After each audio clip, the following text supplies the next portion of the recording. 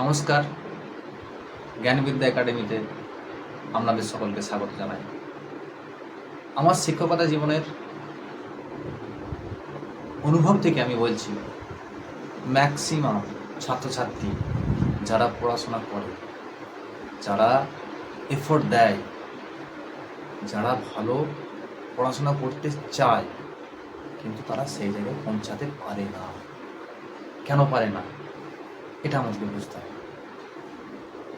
তার মানে তুমি একটা কাজ করছো, তুমি সফল হচ্ছ না, তার মানে বুঝতে হবে তোমার কোথাও না কোথাও ত্রুটি হচ্ছে, কোথাও না কোথাও তুমি মিস্টেক করছো। সবার প্রথমে এটা হওয়া উচিত, আগে নিজের ভুলটাকে ধরে নিতে হবে, যে কোন জায়গাতে আমি ভুলটা করছি সেটাকে আগে অনুভব করতে হবে, সেটাকে বুঝতে হবে যে কোন জায়গায় ভুলটা হচ্ছে। আমার ভুলটাকে খুঁজে সে ভুলের সংশোধন করলে তবেই তুমি আগের থেকে বেটার রেজাল্ট পাবে। তাই ছাত্রছাত্রীরাও একটা জায়গায় মেনলি ভুল করছে বা এতদিন করে এসছে, তারা আজও সায়েন্স, ম্যাথামেটিক্স এর মতো সাবজেক্টকে তারা মুখস্থ করতে চায়। মানে কি বলবো, মানে আমার বলার কিছু নেই। অঙ্কের মতো সাবজেক্ট খুব ছাত্ররা বলছে নাকি মুখস্থ করে না, এরকম হয় নাকি? আচ্ছা, নেই কথা। অঙ্ক একটা বিউটিফুল সাবজেক্ট।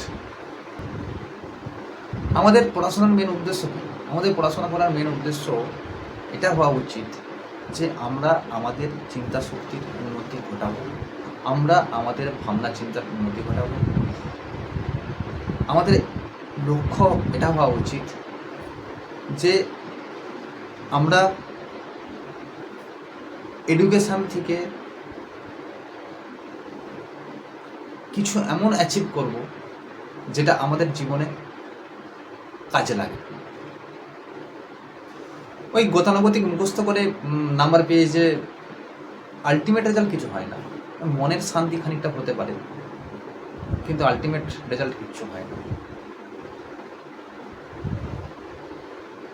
একজন অঙ্কের শিক্ষক হিসেবে এটুকু বলতে পারি, যারা অঙ্ককে বুঝতে শিখেছে তারা অঙ্ককে ভালোবেসে ফেলেছে। অঙ্ক একটি রাস্তার মতো,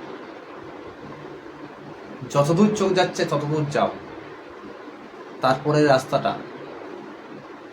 তারপরের রাস্তাটা সেই জায়গায় পৌঁছলে তুমি দেখতে পাবে।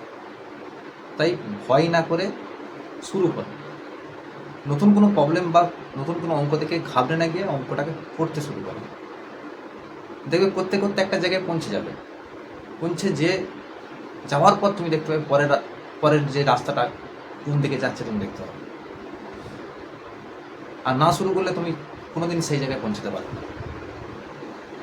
শুরু করাটা ইম্পর্টেন্ট।